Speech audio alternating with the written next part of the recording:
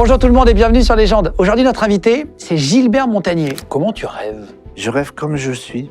Par exemple, si je rêve de notre rencontre, je vais être avec le son du studio. Tu vas attraper des autres sensations. Ah oui, c'est comme ça que je rêve. Donc les couleurs, comment tu matérialises ça? Les couleurs, alors là, je connais pas du tout. Mon disque audio n'est pas du tout programmé comme ça. Pour les couleurs, oui, c'est ça.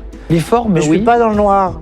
T'es pas dans le noir. Vous compreniez ça? Ben non, je sais pas. Qu'est-ce que c'est le noir? J'en sais rien du tout. Par contre, ce que je vois, c'est... Bonjour tout le monde et bienvenue sur Légende. Aujourd'hui, notre invité, c'est Gilbert Montagnier. Gilbert Montagnier, qui est un chanteur très connu depuis des années, qui a explosé dans les années 90, 2000, qui a eu des gros morceaux qui ont fait danser toute la France et qui est né non-voyant. Il est né à 5 mois et demi, à 950 grammes prématuré et avec un surplus d'oxygène dans sa couveuse. Il a perdu la vue. Il va nous expliquer son parcours, comment il s'en est sorti, comment il a gardé le moral, comment il voit la vie du bon côté, lui. Pour le coup, on va lui poser aussi toutes les questions. Il m'a proposé de le faire. De quoi il rêve, comment il imagine les couleurs, comment il imagine les monuments.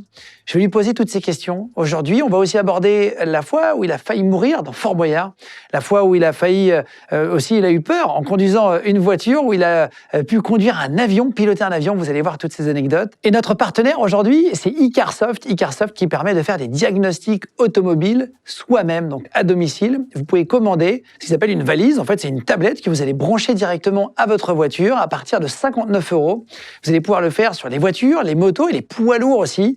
Nous, on a essayé le modèle CR Max qui permet donc d'être compatible avec plus de 60 marques. Donc, il y a directement sur le site d'Icarsoft, si vous allez voir dans la description, la liste des modèles compatibles. Vous allez pouvoir, par exemple, quand vous achetez une voiture d'occasion, vous pouvez vérifier si le kilométrage est bon, s'il y a des pannes qui ont été cachées aussi.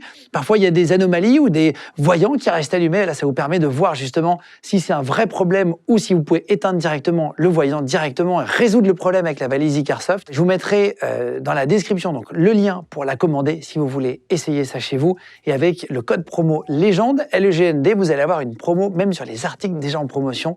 Donc, vous pouvez aller voir ça directement. Et c'est parti avec Gilbert Montagnier sur Légende. On y va. Bonjour tout le monde, c'est Gilbert Montagnier. Si, c'est vrai.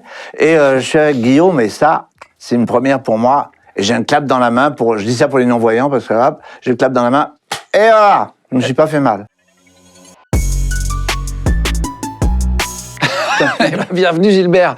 Merci. Content, on se tutoie, on s'est tutoyé avant, donc on se tutoie dans la vie, on se tutoie sur le plateau, ça te va? Oui, j'aime bien. Bon, je suis content de te recevoir, merci d'être venu. Merci. Est-ce que tu connaissais un peu les missions? Est-ce que, tu vois, on refait le parcours de l'invité? J'ai eu la surprise, non, moi, c'est vrai que c'est incroyable, j'ai honte, je connaissais pas. Ah non, mais pas du tout, je te demande ça. Je connaissais pas, mais en plus, dès que j'en ai parlé à la famille, ils m'ont dit, mais ça va pas, bien sûr, c'est génial, tout le monde regarde, c'est merveilleux, ils font un succès fantastique. Et j'ai dit, je vais y aller. Eh ben, je suis content de t'avoir, merci d'avoir accepté. On va parler de ton parcours. Le principe de l'émission, c'est de refaire le parcours et de comprendre les choix des invités, comment ils sont devenus chanteurs, comédiens, médecins légistes, astrophysiciens. On a des métiers parfois hors normes. Mais j'ai appris plein de trucs en préparant l'émission. T'as conduit, on va en reparler tout à l'heure de tout ça, mais t'as conduit une voiture à 150 km/h, t'as chanté dans les prisons, t'as failli mourir dans Fort Boyard. J'avais pas vu cet épisode avec... t'as eu vraiment peur, on va en reparler après. On te voit toujours avec des lunettes, tu es malvoyant, on dit malvoyant? Moi, je suis complètement non-voyant. On dit non-voyant? Ouais, on dit ce qu'on veut, hein. Il y a aveugle aussi. Mais moi, j'aime pas trop le son aveugle. Ça me dérange pas qu'on dise aveugle. Alors moi, je dis aveugle. Voilà, je suis aveugle. De naissance. Et c'est les meilleurs. C'est des... Mais oui. Tu rigoles de ça beaucoup. Je vois dans les interviews, tu as beaucoup d'humour là-dessus. Mais écoute, moi, j'ai jamais vu le problème de ma déficience visuelle comme un handicap.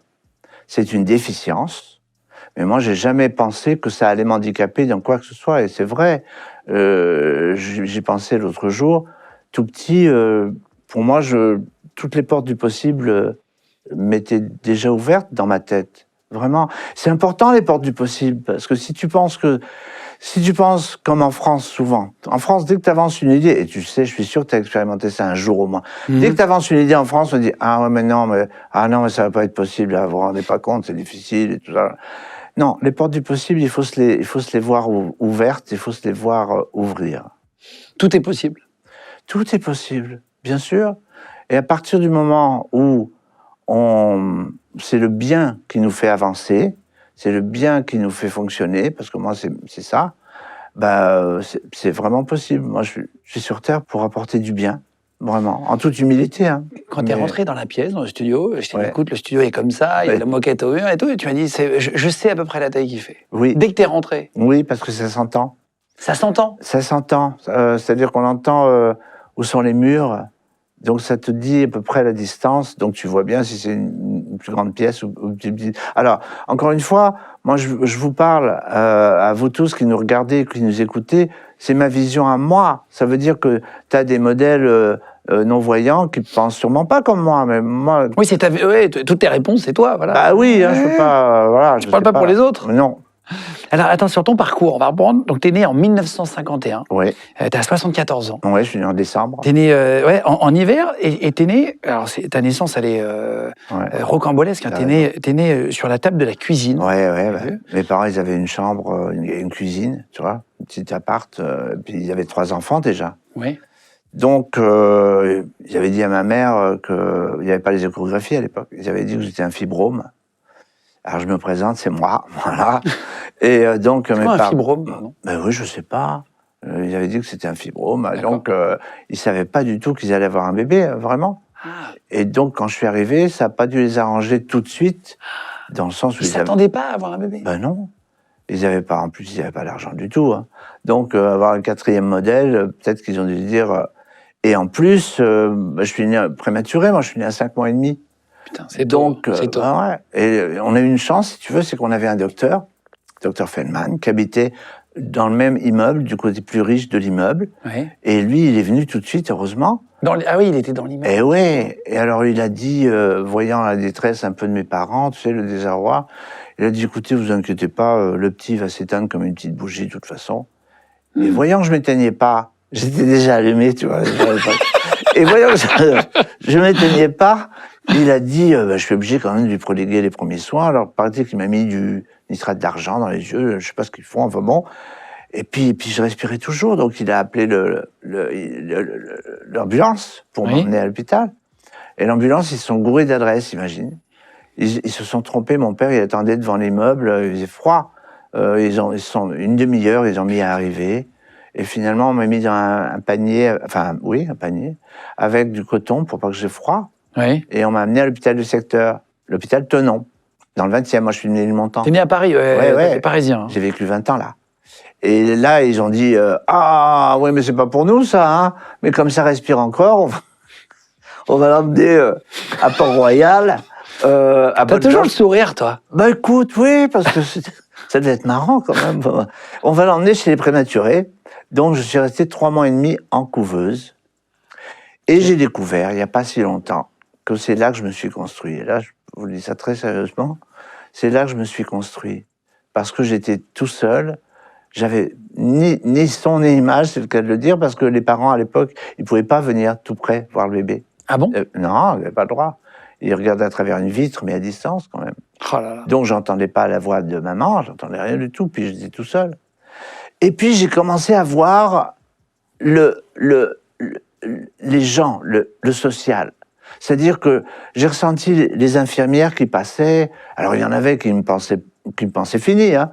Ah ben non, lui... oui, il survivra pas de ça. Ouais.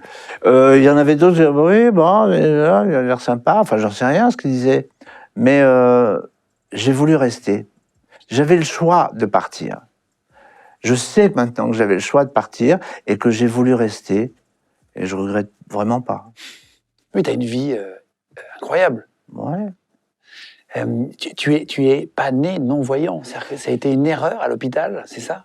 Ben écoute, c'est ça, je sais pas moi si j'ai vu quelques minutes ou pas.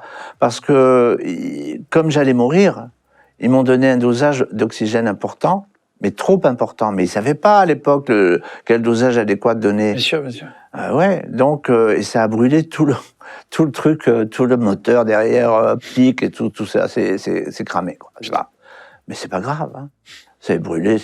Bon. Moi, j'ai jamais vu, mon problème à moi, c'est que j'ai jamais vu que le fait que j'étais aveugle allait être un problème. Tu l'as jamais vécu comme un handicap? Mais non, c'est ça. Je sais qu'ils comprennent pas, les gens, quand je dis ça, mais c'est pas pour faire un truc, un mot d'esprit, mais c'est vrai. T'as l'impression que ça évolue pas assez aujourd'hui, l'accès pour les personnes handicapées, en situation de handicap. Ouais. Aujourd'hui, est-ce que t'as le sentiment, et tu le vois, toi? Enfin, Bien sûr, je le vois. Il y a beaucoup à faire, il y a tellement à faire. Quand tu arrives, par exemple, dans un magasin, dans un magasin comme Carrefour et autres, hein, il n'y a pas que Carrefour. Où l'accès est compliqué. L'accès... Pour les personnes en fauteuil, pour les personnes en... Alors, déjà, il y a différentes problématiques sur différentes familles de handicap. Moi, j'ai pas les mêmes besoins que quelqu'un sur fauteuil, et vice-versa. D'ailleurs, il y a un truc qui m'amuse en ce moment, quand je suis sur la route en tournée, et souvent, qu'est-ce que tu veux, les hôteliers, ils croient bien faire. Ils me donnent une chambre pour personnes à mobilité réduite. C'est sympa, hein, comme idée. Mais moi, ça me sert à rien du tout. Ben non, la douche, elle est immense, c'est tout en rond, j'ai pas de repères. Oui, en fait, c'est même moins bien pour toi. Ben oui, Ouais. ben oui. Mais ils savent pas, c'est pas de leur faute. Par exemple, pourquoi il n'y a pas l'accessibilité vraiment? Parce que les archis, ils ont une formation, je vais le dire, j'allais le dire, donc je vais le dire. Ils ont une formation de merde, ils ont une formation qui dure 2-3 heures, c'est rien du tout. Et ils le savent très bien, c'est pas de leur faute eux non plus. C'est de la faute de personne en fait. Sauf que quand tu es dans la situation, tu es devant le fait accompli. Quand tu arrives dans un magasin, bon, imagine, tu sais que c'est là, tu rentres, en tant que non-voyant, hein, moi je te parle là. Bien sûr, bien sûr. Et là, t'attends. Alors, t'attends, tu ressens le regard des gens, parce que c'est ça. Les voyants, ils savent pas qu'on ressent les regards. Enfin, moi, en tout cas, encore une fois, je parle que pour moi. Je ressens les regards, et alors tout le monde se dit, bon, alors qu'est-ce que... Puis alors moi, c'est faussé, en plus. Moi, je suis public, tu comprends? Ouais, toi, t'as une notoriété, donc les gens viennent te voir, Bah Gilbert. oui, ouais. Mais quand même, ça m'est arrivé d'attendre un bon quart d'heure. Avant qu'on vienne te parler? Avant que quelqu'un me dise vous avez besoin de quelque chose, comme ça. Donc après, ils appellent bonjour, on demande quelqu'un là. Donc il vient, le mec, il vient, il est sympa. À un moment donné, il vient. Mais moi, je les admire et je leur dis vous faites quelque chose de très important. T'as un accompagnateur, tu vois, dans le magasin, dans le supermarché, par exemple? Il vient, ouais, ou elle vient, et on va faire ouais, les courses. Alors souvent, c'est mignon parce que bon, alors dites-moi ce que vous voulez. Alors je lui dis mais non, regarde, on va se promener tous les deux. Tu vas m'expliquer ce qu'il y a, puis je vais sûrement avoir un feeling. Je vais te dire ce que je veux. Voilà, ça. Comme dans un restaurant quand tu arrives dans un resto. Alors Ouais, on te lit la carte, alors les serveurs? là, alors maintenant, avec les progrès technologiques, on peut commencer à lire les cartes nous-mêmes avec le téléphone. Il y a une application, je vous le dis à tout le monde là, qui s'appelle Be My Eyes. C'est extraordinaire. Aide mes yeux. Oui, parce que vous pouvez, vous qui nous regardez, qui nous écoutez, vous proposer comme bénévole. Il y a des bénévoles dans le monde entier qui aident les personnes déficientes visuelles via leur caméra du téléphone à savoir ce qu'il y a écrit, à savoir ce qui est devant eux. Attends, génial, c'est-à-dire que tu filmes et il y a quelqu'un en direct qui est en visio et qui dit alors là, il y a putain, c'est vachement bien, ça. Ouais. C'est pas con du tout. Ben ouais, c'est vraiment bien. Mais c'est avant français? ça, Non, c'est pas français du coup. Non, je crois que c'est américain ou australien. Parfois, il y a des applications françaises qui ont des noms américains ou anglais, c'est pour ça. Mais ouais, mais il y a des applications qui commencent aussi à poindre ici, vraiment. Je mettrai le lien si vous voulez aller l'apprendre et tout, c'est une bonne idée. Mais c'est une très bonne idée. Mais avant qu'il y avait ça, donc t'arrivais au resto, puis la serveuse, elle dit, bon, alors, qu'est-ce que vous voulez, de la viande ou du poisson? Attendez. Lisez-moi la carte. Parce que, bah oui, attends. Un peu de nuance. Bah oui, pas juste de choix. Non, mais il y a des gens merveilleux. Il y a des gens merveilleux. Tu peux faire un restaurant tout seul? Oui. Sans problème. J'adore ça. C'est vrai? Mais ouais. Je viens d'aller tout seul là, pendant une semaine quelque part. Et c'est important de se retrouver aussi sur ses propres critères. Parce que c'est pas pareil quand tu es avec quelqu'un. Quand je suis avec Nicole, mon épouse, monsieur. c'est pas pareil parce que tu sais que tu es avec quelqu'un, bon, tu le prends cool. Mais quand tu es solo, il faut vraiment que tu te branches sur tes propres critères. Tu dois te débrouiller, quoi. Ouais. Oh, ah oui, mais c'est bien, ça réveille. C'est des challenges. Mais est-ce que la vie n'est pas un challenge? La vie est un challenge. La vie est un challenge de A à Z. Ouais. Puisqu'on ne sait pas ce qui se passera dans 2 heures. Ouais. Bah ouais, vraiment. Et j'attends une petite question. Tu parles de restaurant, puis après on va parler du parcours de ta vie, mais comme tu parles de ça, c'est très intéressant. Et tu m'as dit je pouvais te poser toutes les questions. Tu m'as dit vraiment, pose-moi tout. Tout ce que tu veux. Quand tu payes, Ouais. comment tu fais pour pas te faire avoir par un serveur qui peut être mauvais, comme bien sûr, dans tous les métiers? escroc, ouais. Bah, Un escroc, ouais. avant, c'était ça. Avant, il y avait vraiment un danger de savoir comment on pouvait faire. Mais maintenant, avec les iPhones et Android, on peut, grâce à Apple Pay et des trucs comme ça, payer directement. Oui, mais tu sais pas s'il a mis sur son système de carte 150 € au lieu de 20 €. Alors si, parce que Ah. dans Apple Pay, tu as le montant qui t'est énoncé en vocal. Ah, ok. Parce qu'en fait, Steve Jobs, il a fait un truc dont personne ne parle, parce qu'ils n'ont pas voulu faire de la pub, mais bon, ça fait rien. Ils ont vocalisé tous leurs produits. Les produits Apple sont vocalisés. C'est merveilleux pour nous, ça. Attends, avant, ça te coûtait plus cher. Ça s'appelle Voice. Alors ça, VoiceOver. VoiceOver. Mais VoiceOver, c'est pas Siri, parce qu'ils confondent tous les gens. Hein. Ils disent, ah ouais, c'est Siri, alors tu dis pas. Non, tu touches le téléphone et tu te promènes sur l'écran. Tout ce que tu touches est vocalisé. Et pour entrer dans une application ou dans un menu, tu appuies 2 fois. Ah oui. Et au lieu Donc d'une tu mets fois. ton doigt sur WhatsApp, par exemple, Ouais. ça va te dire WhatsApp. WhatsApp, sure. Et puis tu fais bébé et tu rentres dans WhatsApp et tu choisis après tes contacts et tes trucs. Tu as quoi, toi? Tu as un iPhone? Ouais. Ah ouais, ok. Ça a changé ma vie, hein, moi, c'est vraiment. Les produits Apple, mais il n'y a pas qu'Apple, hein, Android fait ça aussi. Est-ce que tu peux prendre une photo Je peux. avec Voice? Est-ce que Oui. tu vas jusqu'au menu photo et tu peux envoyer une photo à quelqu'un de toi, si tu veux? Ouais, je suis pas sûr qu'elle va être top, hein. Ça, je garantis pas. Mais oui, je peux prendre une photo.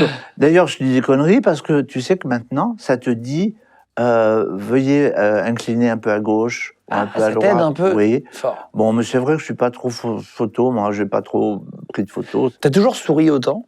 Oui. Ouais, ça va. Ouais. Ouais, parce que j'ai pas de raison de faire la gueule trop. Hein.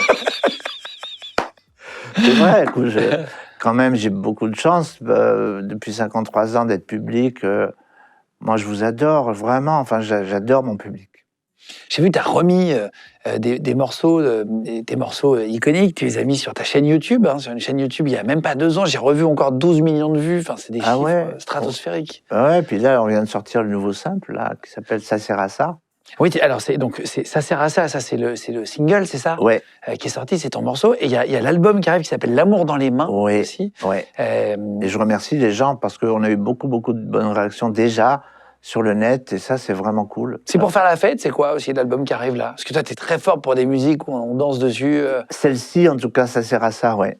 Ça sert à ça, on peut vraiment groover, danser, tout ça, c'est funk, Enfin, moi, j'aime bien, c'est mon truc. Hein. Tu racontes dans ton parcours, parce que tu as fait plein de livres aussi et plein d'interviews, donc j'ai essayé de me nourrir un peu de partout. Oui. Tu dis que tu vas rendre visite à tes voisins de palier très souvent. Comment ça se fait que tu vas chez eux et pourquoi tu as un lien avec eux particulier? Mais moi, j'aime bien aller chez les gens. C'est peut-être mon côté voyeur, je sais pas. Non, mais j'aime bien aller chez les gens parce que ça m'intéresse. Tu sais quoi? Les autres m'intéressent. Regarde, là, on se rencontre. Oui. Tu m'intéresses. C'est-à-dire que ça m'intéresse de t'entendre parler, de checker ta voix, parce que dans les voix, on comprend des choses. C'est vrai? Tu as ce sentiment sur le passé des gens. Ah bon? Enfin, moi, en tout cas. Et voilà, mais je le garde pour moi. Hein. Mais voilà, mais ça m'intéresse. Putain, incroyable. T'arrives à deviner un peu la personnalité des gens? Ça m'arrive, oui. Oui, bien sûr.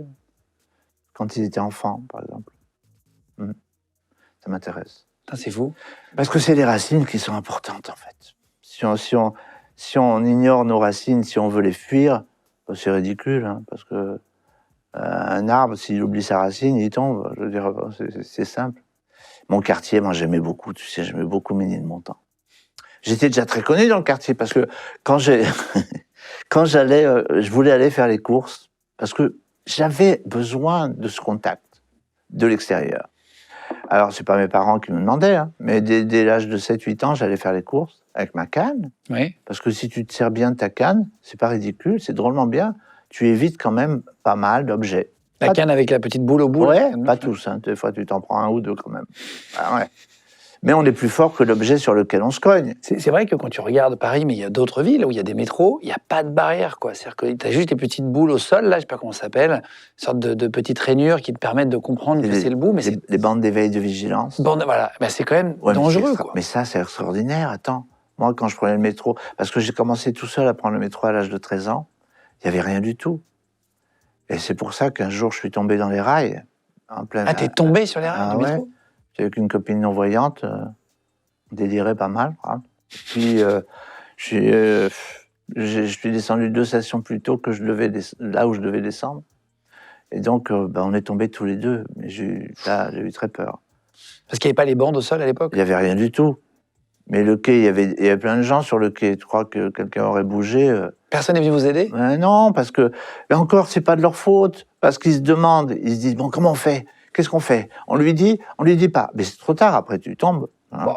Et si j'avais touché les 15 000 volts, je serais pas là pour te raconter l'histoire. Hein. Et puis, moi, qui n'aime pas toucher des trucs sales, c'était pourri, c'était plein de cambouis, de trucs. Et quand on est remonté, qu'est-ce qu'on a eu comme réaction? Les gens disaient, ah, mais c'est malheureux de laisser des aveugles comme ça tout seul. Il faut appeler la police. Ah ouais, ah bah non, hein, faut les amener à l'hôpital. Tu crois qu'il y en a un qui nous aurait demandé où on habitait ou un truc comme ça? On habitait à 2 stations. Eh ben mon pote, on a repris le train tout seul. Ah, c'est vrai? Bah ouais, complètement choqué. Mais ça m'a pas fait fermer mon esprit sur le monde et sur les gens. Qu'est-ce que tu veux faire? Il faut essayer de comprendre les autres, parce que sinon on n'avance pas. Alors on peut pas tout pardonner, mais on peut comprendre, et puis il m'est rien arrivé finalement, on est vivant, donc c'est très bien. Ta maman a été sauvée des rafles aussi, tu le dis dans ton livre. Ouais. J'ai toujours su que c'était toi. Ouais. Tu dis que tu as le talent d'avoir... tu parles de plein de choses dans ces livres, tu dis que tu as le talent de savoir écouter les gens, que c'est vraiment quelque chose, et tu expliques que tu as été le confident de ta maman. Ouais. Tu l'as beaucoup écouté parler, et c'est qu'un jour elle te raconte ce secret familial. Tu l'as appris à quel âge? Elle m'a parlé beaucoup de la guerre, maman, ouais. Parce que, bon, étant juive, elle a subi la terreur en France. Hein. Elle avait tellement peur d'être ramassée à chaque fois. Quand elle entendait les patrouilles passer, mes parents habitaient Cognac, les patrouilles passaient devant la porte, elle disait que ça allait être son tour. Quoi. Et donc je suis beaucoup habité par la guerre, la guerre mondiale, par la terreur qu'ont subi notamment les Juifs, il n'y a pas que les résistants et tout ça. Et elle m'a expliqué ça dès l'âge de 15 ans, sans problème. Et c'est marrant, mon père m'en parlait pas beaucoup. Ah bon? Mon père m'a pas dit qu'il avait été marié une première fois. Ton père n'était pas juif? Non. Il était catholique? Ouais, il était catholique. Mais, alors je sais pas, il avait dû avoir un problème avec les curés parce qu'il pouvait pas les encadrer. Alors là, vraiment, ils les aimaient pas du tout. Et maman avait tenu à ce que j'ai une éducation religieuse catholique parce qu'elle avait trop peur que ça recommence, en fait. Et donc, moi, je suis né 6 ans après la fin de la guerre. Et mon père m'avait pas dit donc qu'il avait déjà été marié, puisqu'ils se sont rencontrés, mes parents, en 1936, dans le 20e, il y avait un bal des pompiers, c'est le 14 juillet. Puis ils dansent ensemble et il lui demande son prénom. Elle dit je m'appelle Jeanne. Elle dit c'est marrant. J'ai connu une Jeanne. Bon, puis c'est tout. Et puis ils vivent ensemble. Et puis ils ont une petite fille. Et puis la guerre éclate. Et là, maman va aller se faire recenser. Parce que pour les Juifs français, c'était un honneur. Ils sont français. Ils vont se faire recenser puisqu'on leur a demandé d'y aller. Ils y vont. Et il lui a dit là, tu bouges pas. Parce que je vais t'en apprendre une petite. Il lui raconte qu'il est toujours marié avec cette femme. Ça lui est très chaud sur le moment à la maison. Ah ouais, j'imagine. Et il lui dit, regarde, ce que tu vas faire, tu vas aller, j'ai conservé les livrets de mariage, tu vas aller avec ça à la préfecture, à la mairie, tu vas dire que tu as perdu tes papiers, ils vont te donner une identité. Ah, elle va prendre les papiers de son ex-femme. Voilà, exactement. Et elle a vécu toute la guerre comme ça. Et sauf qu'un jour, la Gestapo est arrivée à la maison et ils lui ont dit « Madame, nous ne comprenons pas parce qu'il y a quelqu'un qui usurpe votre identité. » Au contraire. En fait, c'était elle qui a... Oui. Ouais. Il y avait 2 fois le même nom. Voilà. Elle avait dû apprendre l'interrogatoire de 3 générations parce qu'il était obligé de savoir 3 générations passées, d'expliquer qui était ton arrière-grand-père, ton grand-père. Ah bah, elle dit, bah, écoutez, moi, je comprends pas, hein, qu'est-ce que je vous dise? Et il lui dit, bah, écoutez, de toute façon, vous inquiétez pas, nous chercherons, nous trouverons et nous reviendrons. Et là, elle se dit, c'est foutu, là. Ouais, je suis Non. foutu. Ouais. Et une semaine après, c'est le débarquement, il n'y a plus de téléphone, il n'y a plus de télégramme, il n'y a plus de Oh la rien. vache. Elle a eu une chance monstrueuse, quoi. Putain, Vraiment. quelle période compliquée, c'est fou. Et imagine, je vais voir un film qui s'appelle sur Lucie Aubrac. C'est la résistante, Oui. Lucie Aubrac, en 2000 à peu près. Et il y a mes potes de l'Allier, le département de l'Allier, parce que moi, on est bourbonnais depuis 1620, Montagnier. Ah, c'est Un ok. fan, il m'a fait mon arbre généalogique. Putain. Je savais pas. Un généalogiste familial Ouais, qui a fait les arbres généalogiques. 1620. Et donc, lui, il a des voitures, parce qu'il est carrossier, et des fois, il loue ses voitures pour les films de guerre dans la région, tu sais. Ouais, les voitures Vichy, anciennes. quoi. Ah, bien sûr. Ouais, bien sûr. Et donc là, ils sont à Paris, parce que c'est des amis, et je leur dis, venez, on va voir le film Lucie Aubrac, ça va être bien, tout ça. Et on va voir ce film, et alors moi, je suis tellement habité par la guerre, quand on sort de là, on vient à la maison, j'ai une bouteille de champagne, je veux ouvrir ma bouteille de champagne. Ah, je vais vous dire un truc. Alors, pour ouvrir une bouteille de champagne, il ne faut pas faire comme vous faites. Il faut prendre sur le muselet, il y a un petit truc là que tu prends entre deux doigts, tu le tournes 6 fois simplement. 1, 2, 3, 4, 5, 6, c'est fini. Et tu n'enlèves pas le muselet. Tu tournes le bouchon très gentiment. Tu t'apprends à ouvrir une bouteille de champagne? Et il n'y a pas de bulle, il n'y a rien qui sort de la bouteille. C'est trop bien. Bon, pourquoi j'ai dit ça? Parce qu'on allait prendre, quand on est sorti du film, champagne. Et je commence à leur raconter l'histoire que je viens de vous raconter. Maman, la guerre, nana. Et ils me disent, mais je comprends pas, tu l'as jamais cherché? Bah non, la vieille, elle doit être morte depuis longtemps, sinon elle m'aurait cherché à la télé ou j'en sais rien, elle aurait pu en tout cas. La dame qui avait pris, tu veux dire La première femme. Oui, la première femme de ton père. Bah oui, elle est morte, c'est sûr. Et donc, ils sont sur mon cas, mais quand même, nanana. Donc, pour avoir la paix, pour pouvoir ouvrir ma bouteille, je prends le téléphone et je fais les renseignements et je demande. Je savais qu'une chose, son nom et où elle était née. À Bian-les-Usiers, Okay. dans le Doubs. D'accord. Parce que ma mère avait appris, je t'ai dit, le pédigré de Ouais. la famille. Et donc, la fille au renseignement, elle me dit, bah, voilà le numéro. Ah ah. Donc, j'ai dit, OK. Donc, tu vois, c'est un signe, appelle. Bon, j'appelle. 1 fois, 2 fois, ça sonne, 3 fois. Il est 9h moins le quart du soir. 4 fois, 5 fois, ça décroche. Une vieille voix, allô? Alors, madame, j'ai peur. De toute façon, je me dis, attends, là, je l'ai réveillé. Vous pouvez raccrocher si vous voulez, mais je dois vous poser quand même 2, 3 questions. Est-ce que vous avez été mariée? Elle me dit oui. Est-ce que vous avez des enfants? Elle me dit oui. J'ai des demi-frères que je savais pas, tu vois. Et vous avez été marié à Monsieur Montagnier? Oh, elle me dit non. Bon, ben je vais raccrocher. Merci madame. Je savais que je la trouverais pas. À peine, je vais poser tu vois, le combiné sur le téléphone. J'avais mis un ampli pour que mes amis entendent. Et elle me dit, attendez, je sais que c'est un nom très commun dans la région. Et je sais qu'il y en a une à Pontarlier. Ok, merci madame. Et moi, je vais ouvrir ma bouteille. Mais tu vois, tu devrais quand même essayer, savoir. Donc, pour en finir avec cette affaire, je rappelle, et j'ai renseignement, j'ai un peu les nerfs, tu vois. Je lui dis, bon, est-ce que vous avez le numéro de Madame Paubel? Oui, on en a 4 à Pontarlier. Je lui dis, écoutez, donnez-moi la première. Et puis, tu vois, à un moment donné, tu dis, ça va, ça suffit. Et là, pareil, le téléphone sonne et tout ça. Madame, vous pouvez raccrocher, est-ce que vous avez été mariée? Elle me dit oui. Est-ce que vous avez des enfants? Elle me dit non. Et je lui dis, vous n'avez pas été marié à Monsieur Montagnier, vous. Et là, il y a un blanc. Elle éclate en sanglots. Et elle me dit, si, Monty, je savais qu'un jour tu m'appellerais. Je savais que c'était toi quand je te voyais à la télé. Putain, incroyable. Ah, mais j'en viens toujours pas. Je suis en train de te le raconter là. Fait des brisons, ouais. Et ouais. Et on s'est connus pendant 4 ans. Et j'ai pu la remercier d'avoir sauvé ma main sans qu'elle le sache, parce qu'elle savait rien du tout. Rien du tout. Et elle me dit pas, bah oui. Ben non, parce qu'ils ont divorcé par procuration après. Ah, ils se sont pas revus. Non. Et elle me dit, bah voilà pourquoi la Gestapo, ils venaient m'emmerder à Paris.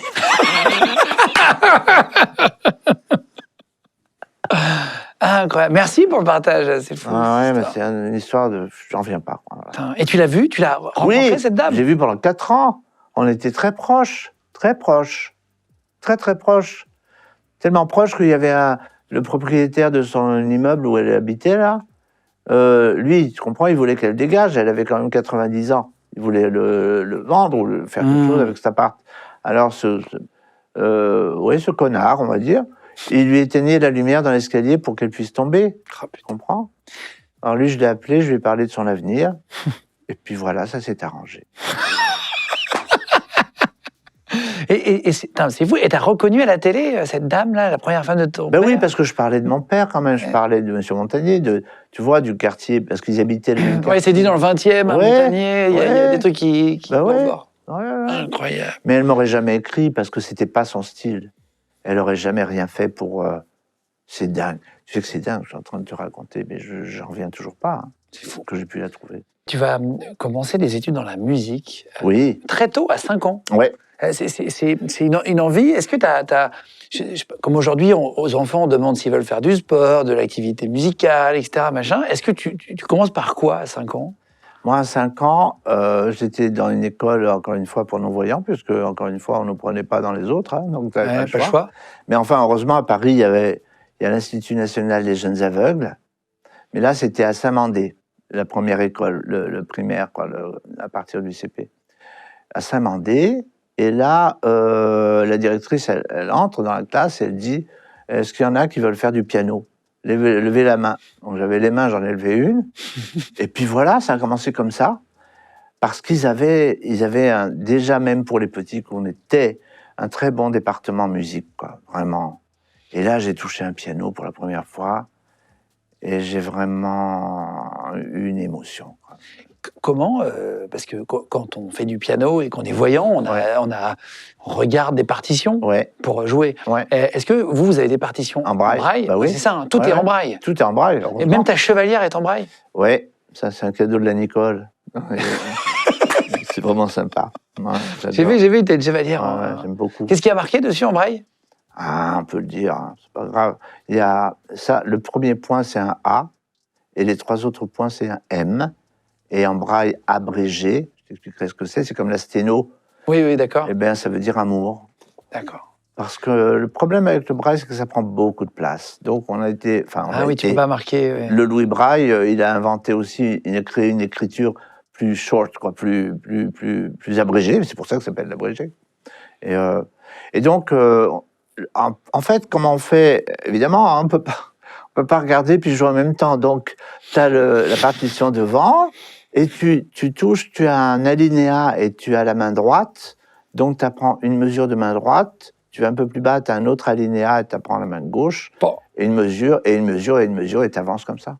Et après tu les retiens et tu as oui. regarder, quoi. En fait, le plus dur, c'est de l'apprendre au début. Ouais, c'est rien.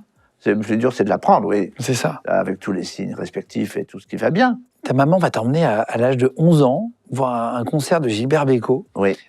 Sauf que vous n'avez pas d'argent du tout à l'époque et qui va insister. Toi, t'es là, du coup, t'es à côté, vous y allez tous les deux. Ouais, pas d'argent pour payer le billet. Je suis gêné un peu, j'aime pas qu'elle fasse ça. Hein. Et elle demande à ce qu'elle nous laisse rentrer. La question, elle dit non. Tout d'un coup, elle dit ok, bon, vous allez rentrer une chanson puis vous dégagez. Hein. Bon, bah d'accord, c'est mieux que rien. Donc je suis entré, j'étais impressionné quelque part par le velours des sièges, par l'odeur dans l'Olympia, tu vois. Là. Et puis, Gilbert Bécaud est entré sur scène et il a chanté, la première chanson, c'était « Il se lève le rideau rouge ». Il s'est levé, le rideau, il a chanté, et nous, après, on l'a dégagé parce qu'on ne pouvait pas rester plus. Mais c'était bien quand même, parce que en 3 minutes, j'en ai pris plein les oreilles et plein la tête, et je crois aussi que ça t'a donné envie de faire ce métier. Ouais, je pense que quand même, subconsciemment... C'était le déclic. Ça a dû être un des déclics. Tu vas continuer tes études après. Alors, juste pour info, tu aimais bien Gilbert Bécaud déjà à l'époque. Ouais. Tu vas pas là par hasard. Il jouait aussi du piano, lui. Ouais. Est-ce que tu vas le rencontrer en plus des années plus tard? Plus tard. Ouais. Et il va se rappeler qu'il y a une maman qui avait demander de rentrer. Ouais, il m'a dit qu'on lui avait dit qu'il y avait une petite enfance aveugle qui était venue et que on l'a pas laissé rentrer, enfin pas laissé rester très longtemps. Ils sont pas laissés rentrer tout le. Ah non, après la première chanson, on est sorti. Ah ouais. Bah ouais, c'était comme ça. Mais c'était bien. Tu t'es dit, moi aussi, je ferai des concerts un jour? Alors regarde, j'aurais très bien pu être musicien, tu vois, accompagner un chanteur ou un truc, ça m'aurait pas dérangé dans mon ego, hein. Vraiment pas, vraiment pas. Mais c'est vrai que j'ai quand même vu aussi que c'était un super vecteur aussi pour s'approcher des gens.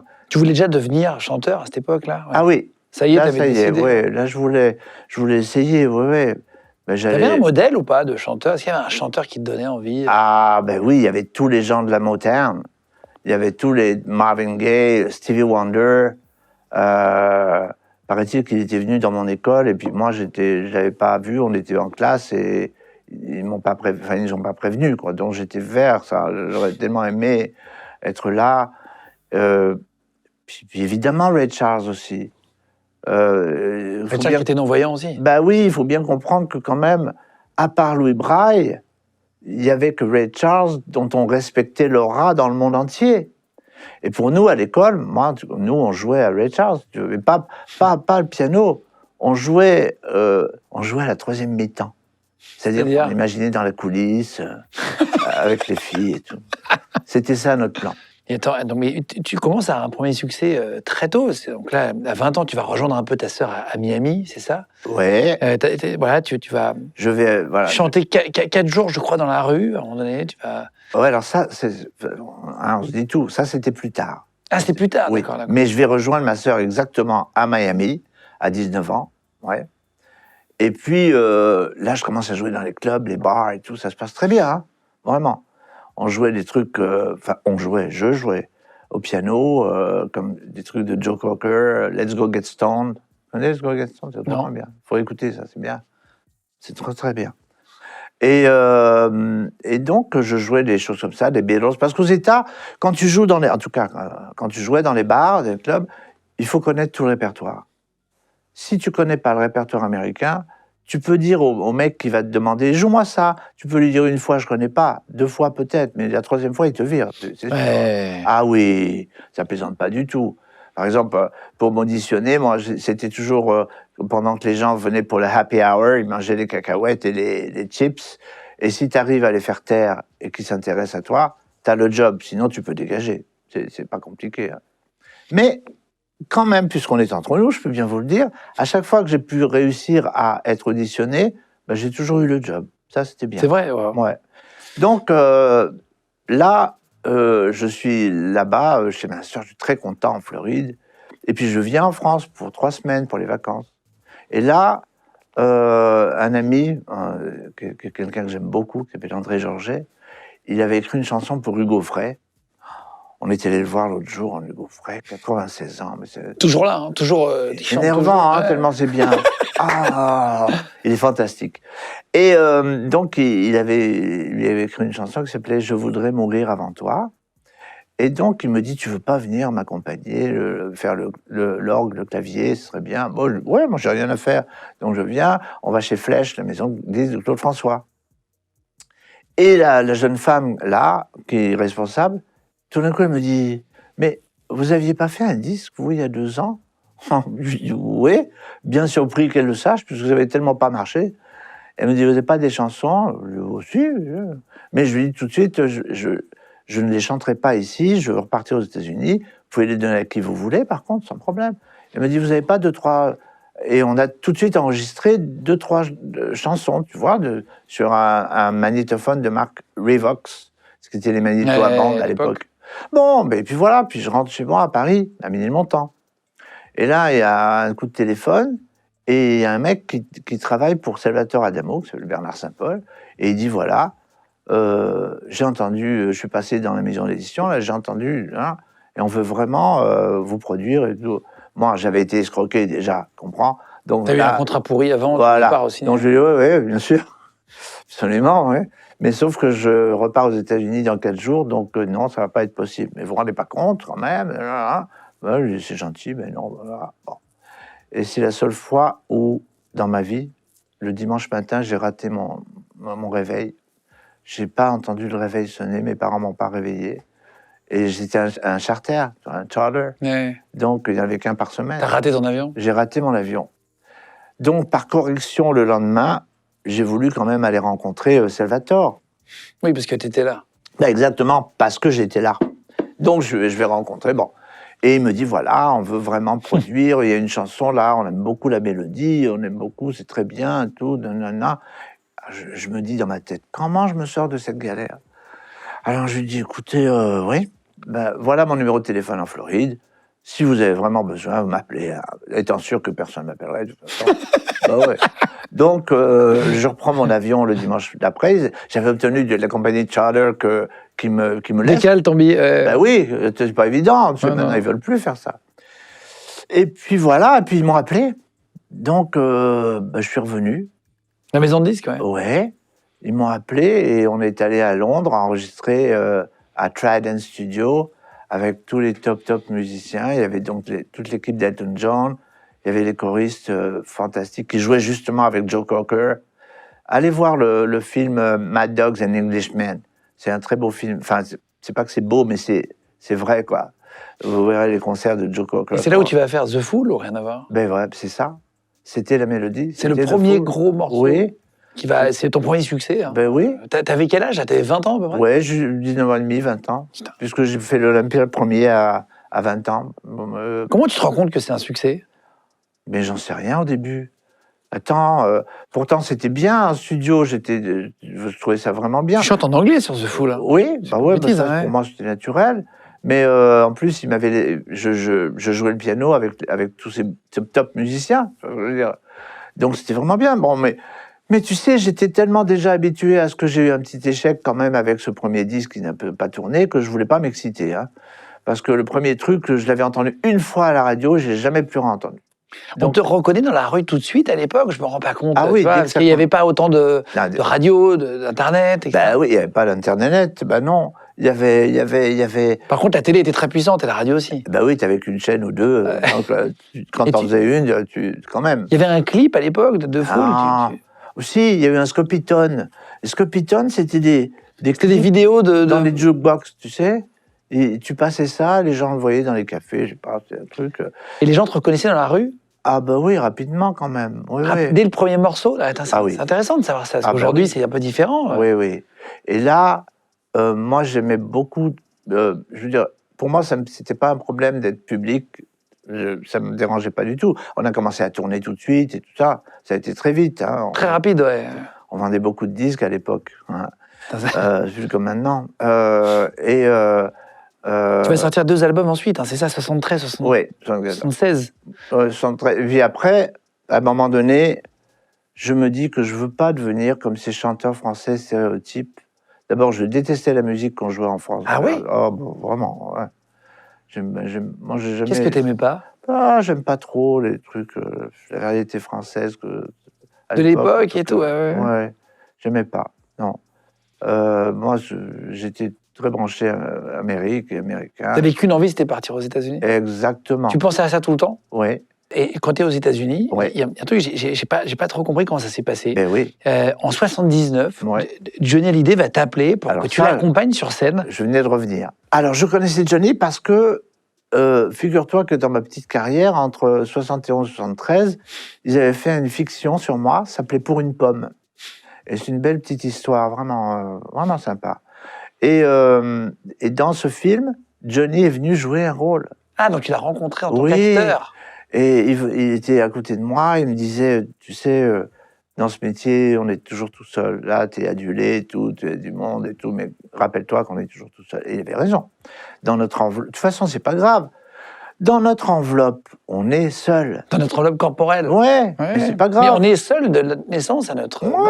Mais exactement. Même si on est accompagné, aimé. C'est pour ça, mais complètement. C'est pour ça qu'il vaut mieux bien s'entendre, hein, parce que sinon c'est galère. Faut bien s'entendre avec soi-même. Ouais, oui, mais c'est important. C'est vrai. C'est vrai. Et donc, il a su que j'étais revenu et il m'a fait dire que si je voulais, il commençait le lendemain au Pavillon de Paris à Pantin. Je pouvais venir sur scène avec lui. C'était déjà une grosse star, Johnny, en 79. Oui. grave, bien sûr. Imagine que moi, le Johnny, je l'écoutais quand j'avais 9-10 ans. Ça, j'aimais beaucoup, tu vois. Je parlais de la variété française que j'aimais pas, mais j'aimais bien Johnny, Eddie Mitchell, Edith Piaf. Ça me parlait, Edith Piaf, parce que elle était de mon quartier, tu comprends? Donc Ménilmontant, ouais. Ouais, Eddie Mitchell aussi, il était du 19e arrondissement. C'est à côté, vers les rues des Solitaires, là, c'est vers Place des Fêtes. Tu dis que le premier soir, tu montes sur scène avec Johnny. Comment ça se passe déjà? Bah, ce qui était cool, c'est qu'on n'a pas du tout répété, en fait. Et moi, je venais jouer un set de rock and roll, c'est classique à Johnny. Et ce qui était beau, c'est que, oui, c'est que il m'a présenté d'une très belle façon, mais surtout que son public m'a fait un super accueil. T'avais peur de ça? J'avais pas peur, mais ça m'a touché profondément que les gens se souvenaient de moi, quoi. Parce que j'étais pas sûr. Ah, c'est vrai? Ben non. Même si t'avais sorti des morceaux et des albums et tout ça, ouais. Ben, tu sais, tu te dis que peut-être qu'ils ont oublié, hein, c'est possible. Et ce qui a été très beau aussi avec Johnny, c'est que vers 3 heures du matin, parce que après son show, moi, j'allais pas rester pour la party, pour la fête qu'il faisait, parce que je considérais que c'était pas mon spectacle à moi et que je n'avais rien à faire là. Donc, je suis rentré à la maison. Et j'entends le téléphone qui sonne et c'est Gilbert, c'est Johnny, je sais pas bien imiter. C'est Johnny. Et il me dit pourquoi t'es pas là? Ben, je dis pourquoi je suis pas là? Parce que Johnny, c'était pas mon show et c'était le tien et j'avais rien à faire là. Et il m'a dit mais c'est toi que je voulais avec moi.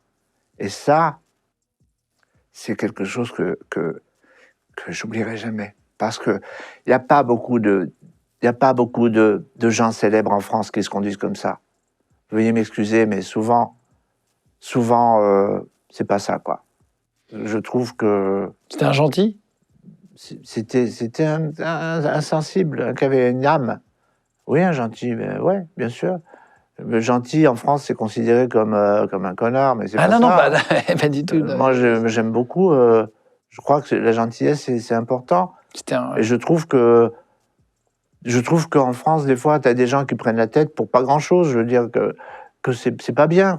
C'est pas bien. Quand on est public, il faut être humble et il faut respecter le public. Moi, j'adore les gens, je t'assure. Et je m'entends bien avec tout le monde. Je joue pour tout le monde, moi, pour les policiers, pour les voleurs. Je joue pour tout le monde. C'est quoi ton meilleur souvenir avec Johnny? Ben, ça, déjà, attends, pour moi, c'était incroyable. Hein, bien sûr. Parce que venir de Ménilmontant et puis après... tout d'un coup, être sur scène avec lui, c'était merveilleux.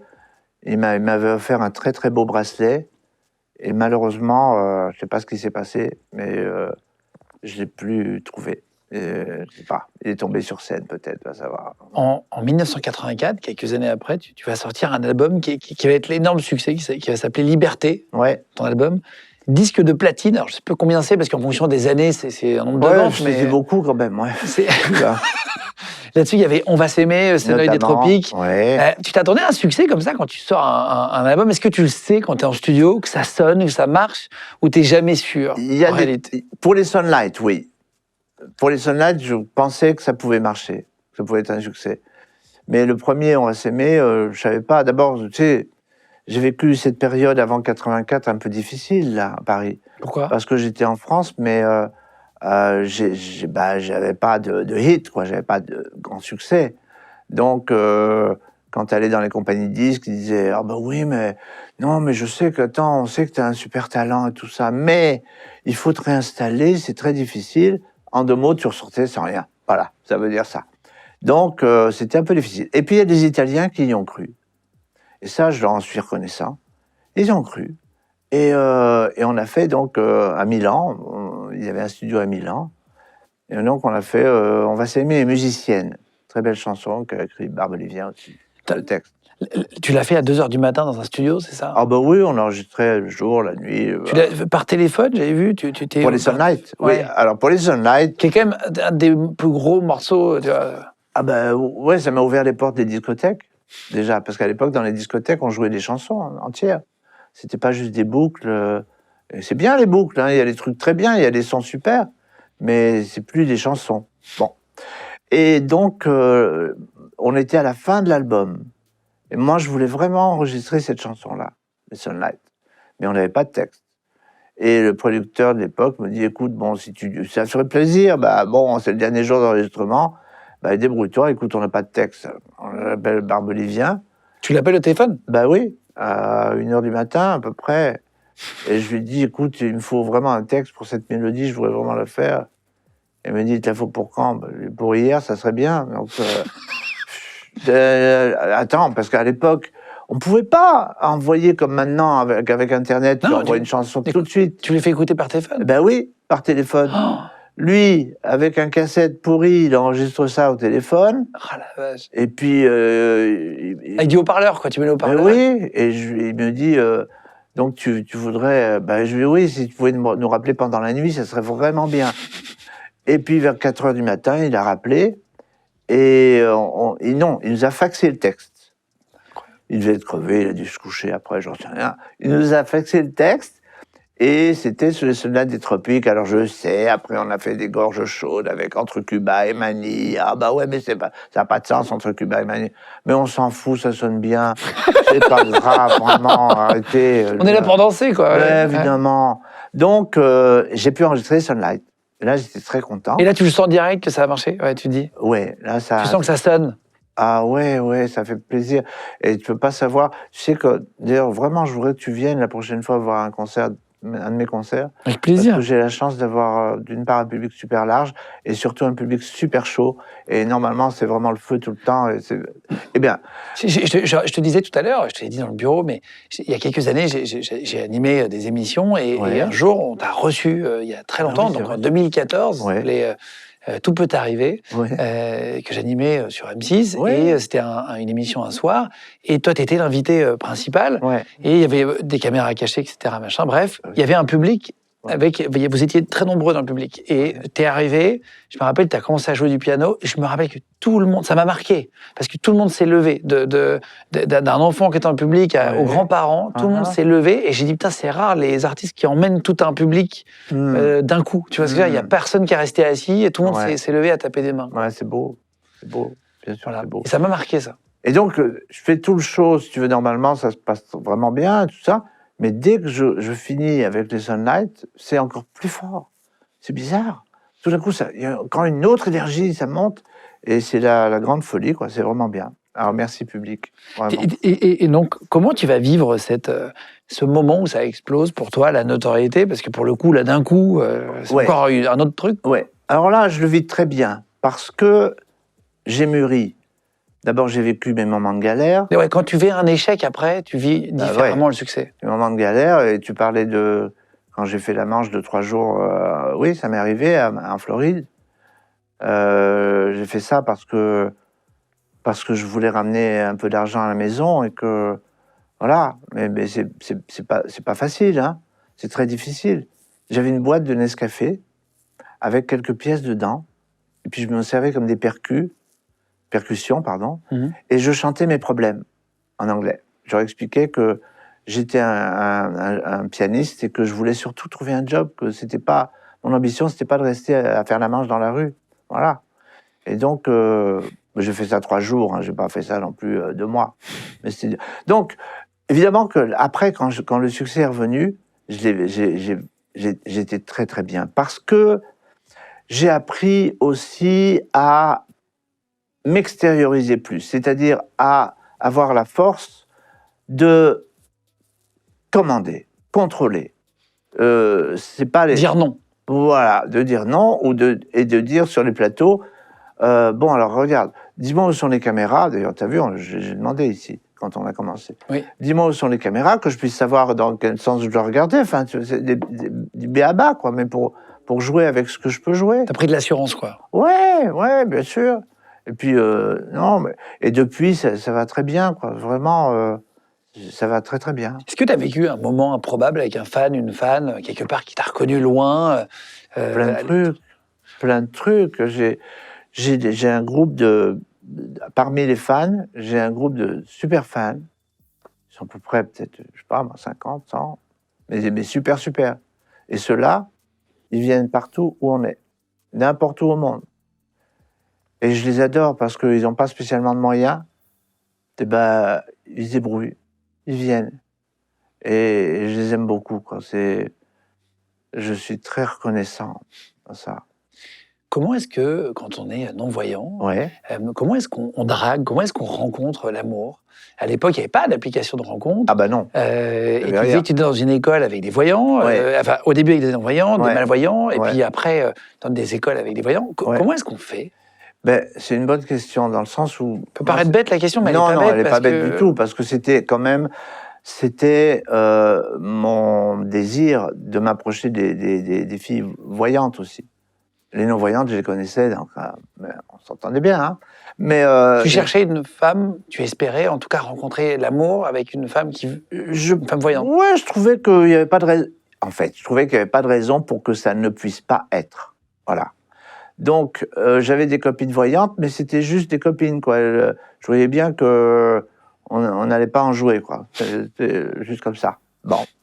Donc, comment ça s'est passé, cette affaire-là? Un jour, j'ai rencontré... ça a commencé, oui. J'ai rencontré donc des filles voyantes. Et ça s'est super bien passé. D'ailleurs, une des premières que j'ai rencontrées, c'était en Floride, justement. Je jouais dans un club, et il y a une fille, elle vient, elle me dit « Ah, tu joues vraiment bien et tout. Tu sais que tu viens de me prendre mon job ?» Je dis, ça veut dire?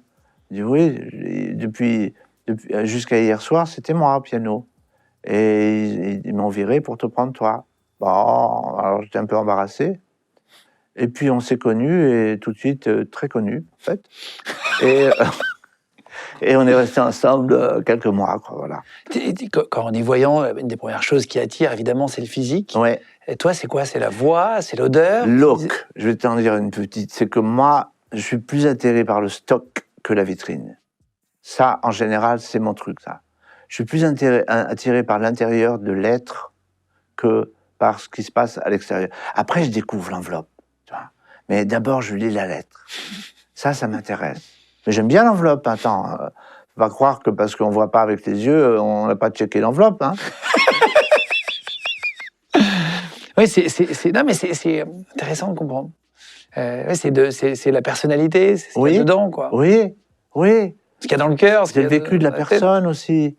C'est d'où elle vient, d'où il vient. Je te rappelle, avant d'entrer ici dans le studio, tu m'as dit que tu savais que j'étais allé jouer quelquefois en prison, par exemple, aussi. Oui.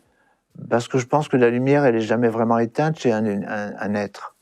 Donc, ça m'est arrivé 5-6 fois d'aller... À ta demande, t'as demandé d'aller... À ma demande, oui. Je suis allé à Fleury, chez le centre de détention des jeunes, CDJ, je suis allé au Bourmet, je suis allé dans une ou deux autres prisons. Bon. Mais je n'y vais pas tous les 2 jours non plus, hein, parce que pour moi, la prison, c'est l'enfer sur Terre. Ah oui. C'est l'enfer sur Terre. C'est bouleversant. Hein. C'est pas rien. Hein. T'as parlé aux détenus? Bien sûr, parce que ce que je fais quand je vais jouer, je vais où les avocats n'ont pas le droit d'aller. C'est-à-dire que moi, après le concert, je demande à aller en détention, dans les cellules, pour toucher. Parce que ça m'intéresse. Donc, allez, je peux raconter un petit truc, je vais raconter. En fait, dans les prisons, Fleury, c'est à la MAF, c'est la maison d'arrêt des femmes. Je suis allé un jour dans une cellule, puis il y avait des 3-4 filles sympas et tout ça. Et, non, pas 3-4, c'était 2 ou 3. Et il y a toujours le directeur qui est derrière. Pas loin, ouais. Au cas où. Alors, je suis désolé, je vais être vulgaire, ce n'est pas mon habitude, mais je répète simplement ce qu'elles m'ont dit, elles. Alors, les filles, elles me disent hey, Gilbert, j'ai du mal à le dire, mais je vais le dire. Gilbert, dis-lui au directeur, c'est un enculé. Je dis attends, je le connais pas, moi. Je veux dire. J'ai un peu honte d'avoir dit ça, mais il faut le garder. Ouais. Donc, ça se passe bien, bon, et je joue pour tout le monde. Hein. Moi, je viens d'en bas. Je sais ce que c'est, hein, de pas avoir de thunes, de blé, de machin. Mais c'est pas pour ça qu'il faut aller casser un appartement. C'est pas pour ça qu'il faut prendre la voiture de quelqu'un. C'est pas cool, ça. Il y a pas d'excuse à ça, man. C'est pas parce que t'as pas de blé que c'est légitime que tu puisses faire ça. No way. No way. Voilà. Je me suis un peu excité. Non, il n'y a pas de... T'inquiète. Ah ouais, non. Toi qui as connu le fait de mendier, tu disais, pendant 3 jours, mais c'est pas longtemps, mais tu as connu des périodes de galère longues, sans argent. C'est pour ça que tu dis ça. Oui, bien sûr. Après, quand tu as eu des gros hits, tu as gagné ta vie, après correctement, par contre. Tu as connu un peu les deux, tu as pu en vivre. Oui, j'ai pu en vivre, et puis surtout que j'ai il y a 30 ans de ça, j'ai rencontré une femme exceptionnelle, vraiment fantastique, c'est Nicole. Et qui tu es encore aujourd'hui? Ouais. Qui t'accompagne encore, qui est en régie ensemble? C'est pas simple. Oui, elle est en régie, mais c'est pas parce qu'elle m'accompagne, c'est parce que elle m'a complètement remonté, c'est-à-dire que elle m'a fait comprendre que il fallait faire attention à l'argent, qu'il fallait gérer, qu'il fallait. Moi, je suis vraiment pas comme ça, quoi. Je veux dire, c'est important. Quand tu gagnes 10 euros, faut être prêt à en donner tout de suite 5 aux impôts. Je veux dire, il faut être prêt à ça.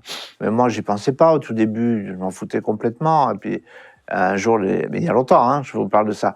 En 72, 73, les impôts, ils m'ont bloqué tous mes comptes. Évidemment, puisque j'avais pas payé, c'est normal. Donc, voilà. Donc, maintenant, j'ai aucun problème avec rien du tout. Je veux dire, je suis clean de chez clean. Tu as pu te faire un plaisir. Qu'est-ce qu'on s'achète quand on est non-voyant et qui peut te faire plaisir? Tu vois, quand tu as gagné, c'est agréable de pouvoir se payer un objet. Mais ouais, mais je veux m'acheter une voiture autonome. C'est ça mon rêve. C'est pas encore. On n'en est pas loin, là. Mais on n'en est pas loin, on en est très près. Tu sais qu'on n'en est pas loin. Il y a les premières qui sont arrivées. Mais je sais. Il y a des tests en ce moment. Oui. Voilà. Je sais que je suis assez sur le sujet. C'est vrai. Je lis sur le net beaucoup de choses là-dessus. Et en février, ils vont demander l'autorisation. Tesla va demander l'autorisation. Exactement. À l'Europe de pouvoir le faire. Et je me suis inscrit déjà chez Tesla pour faire mon essai maintenant. Et ils t'ont autorisé?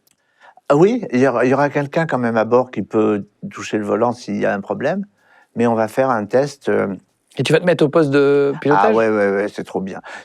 Ça, c'est mon grand rêve et j'espère que je pourrai être assez jeune pour être encore là, pour être dans un véhicule comme ça et que j'aurai l'argent pour me l'acheter. Tu as déjà conduit en plus une voiture, mais dans une émission de télé, non? Il t'avait fait aller à 150 à l'heure, je crois. C'était trop bien. C'était dans l'émission Turbo et on est sur le circuit à Mortefontaine. Je suis allé dans une C'était quoi? Une Audi 10 cylindres SX. Ça me dit rien. Et trop bien. C'était fantastique. Il t'avait laissé piloter? Ah bah ouais. Et comment tu savais quand il fallait tourner, etc.? Tu avais un copilote qui te disait gauche? C'est une très bonne question. C'est-à-dire que pour nous, les non-voyants, il faut nous donner plus d'informations. C'est-à-dire que c'est comme au ski, par exemple. Si tu lui dis gauche jusqu'à quand? Donc, il faut lui dire, comme tu viens de dire, gauche, redresse. Voilà, tu t'arrêtes. Droite, redresse. Et comme ça marche très bien. Il y a des manières, ouais, pour vous. Et t'as réussi? Ah ben j'ai bien réussi, ouais. C'est super. Il y avait un anneau.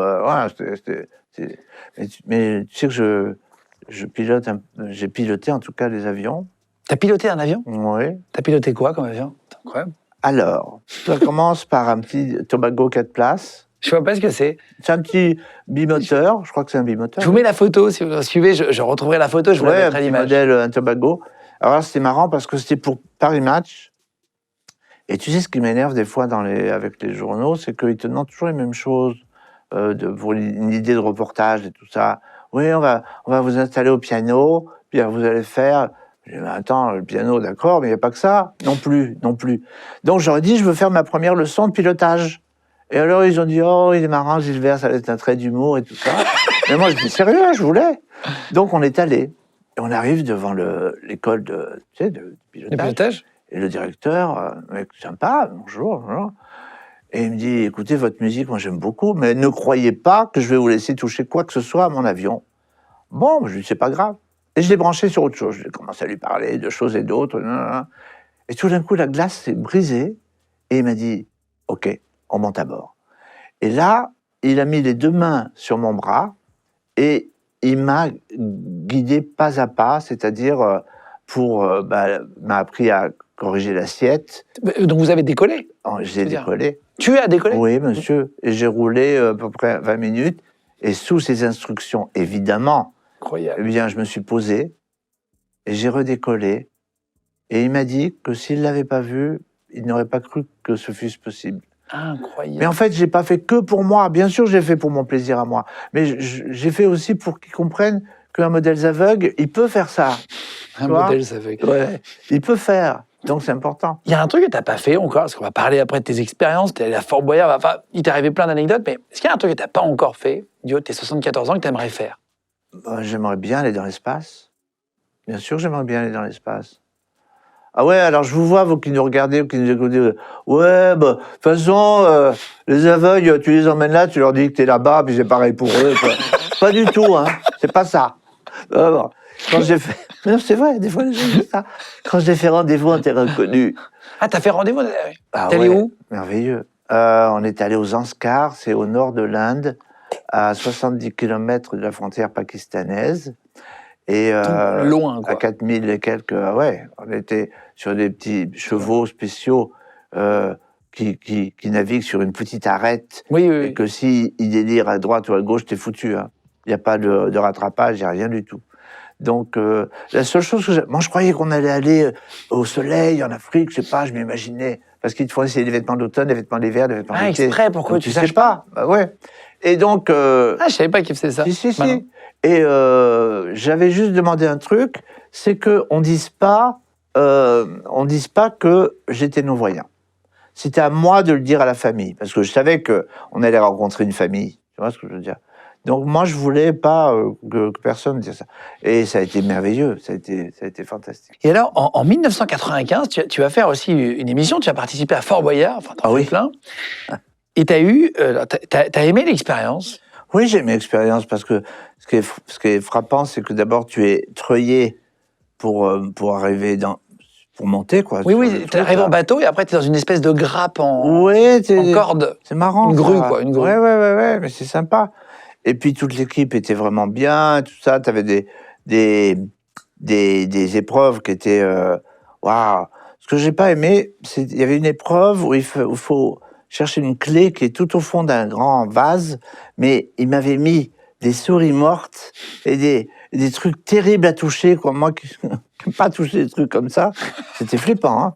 Ah ouais. Ils t'ont mis dans un scaphandre, il y avait des histoires de scaphandre. Alors voilà, on a un scaphandre de la guerre de 14. Un vrai vieux scaphandre de l'époque. Ah ouais, le vieux modèle. Et pour avoir de l'air, il faut que tu fasses un petit mouvement comme ça avec la tête, et tu as un petit bouton en arrière que tu pousses. Ça pompe en gros au-dessus. Sûrement, et que là, tu as de l'air. Sauf que ça marchait pas. Il n'y avait rien du tout. Il n'y avait pas d'air. En plus, ils ne m'entendaient pas. Donc, j'avais pas de son, pas d'image, pas d'air. J'ai commencé à flipper. Hein. Je me suis dit, waouh. Tu sentais qu'il n'y avait plus d'air dans le scaphandre? Vraiment. Vraiment. À un moment donné, tu te dis, est-ce qu'ils vont venir me chercher Donc, ils sont venus et ils ne l'ont plus jamais réutilisé. Ils ont arrêté l'épreuve? Ah ouais. Le scaphandre a perdu l'affaire. Mais c'était bien. Non, c'était une bonne expérience. T'as eu, quand j'ai regardé aussi parce que t'as eu plein de succès, mais c'est aussi drôle, les 2-3 galères. Enfin, là, c'est des galères un peu où tu t'en es bien fini, ça a bien fini, donc c'est pour ça que je t'en parle. Hein, sinon, là, sans problème. Hein. Et t'as eu une fois aussi, t'es tombé en plein concert. Ah ouais, mais ça, c'est pas de ma faute. Hein. Et ça fait 1 an, ouais. Ben écoute, des fois, ça me prend dans mon show de faire des choses qui sont pas de moi. Qui sont pas prévues, tu veux dire? Ouais. J'ai voulu chanter I Wanna Dance With Somebody, Whitney Houston. I wanna dance with somebody.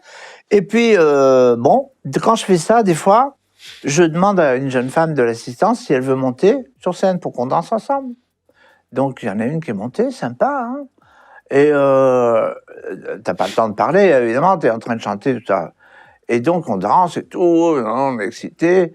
Et je lui dis, ramène-moi vers le piano. Mais la pauvre petite fille, elle n'a pas entendu, elle n'a pas compris. Elle m'a amené sur le bord de la scène. Comment tu veux que je sache que j'étais là? Donc évidemment, je suis tombé. J'avais 3 mètres à peu près. Ah, t'aurais pu te faire très mal. Ah, j'aurais pu me faire très mal. C'était en août 2014, non? Non, il n'y a pas longtemps. Il y en a eu un autre aussi, ouais, il y a 1 an. Ah non, c'est tout. Hein, ok, j'ai vu marqué 2014.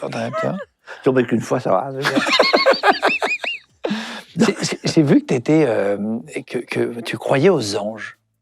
Bah oui. Quelque chose vraiment auquel tu crois. Si tu peux expliquer, ça c'est un sujet hyper intéressant. Je crois que les gens qui nous ont quittés ne nous ont pas quittés. Qu'ils essayent, dans la mesure de leurs possibilités, de nous surveiller, de nous aider. Et c'est peut-être ça, les anges. C'est des gens qui nous veulent du bien, qu'on a connus. Et je crois en ça, oui. Je pense qu'il ne faut pas du tout avoir peur de la mort. Écoutez, la mort, c'est pas la fin de la vie. La mort, c'est le début d'une autre vie. Donc, il n'y a pas de raison de paniquer. T'as pas peur de la mort? Non. Mais j'ai envie de vivre, par contre. Ouais. Oui, Le plus longtemps sur Terre, bien sûr, ça serait bien. Mais non, je crois qu'il ne faut absolument pas avoir peur de ça. Ça me fera sûrement beaucoup de peine sur le moment de quitter temporairement tout ce que j'aime, mais j'espère être accueilli ailleurs, quoi. J'espère, quoi. Mais ce qui est bien, c'est que s'il n'y a rien, de toute façon, tu ne peux pas être déçu, puisqu'il n'y aura rien, tu ne sentiras rien, qu'il n'y aura rien. Bon. Mais moi, je pense qu'il y a. Et que j'aimerais retrouver mes parents, bien sûr. J'aimerais retrouver des gens. Tu penses qu'il y a quoi? Ben, je pense que... Moi, j'imagine que ce sont des âmes qui tournent dans un endroit, je ne sais pas, qui fait bon. Et que tous les jours, il y a un appel. On leur dit, il faut que vous veniez parce qu'il y a quelqu'un de votre famille qui va arriver, par exemple.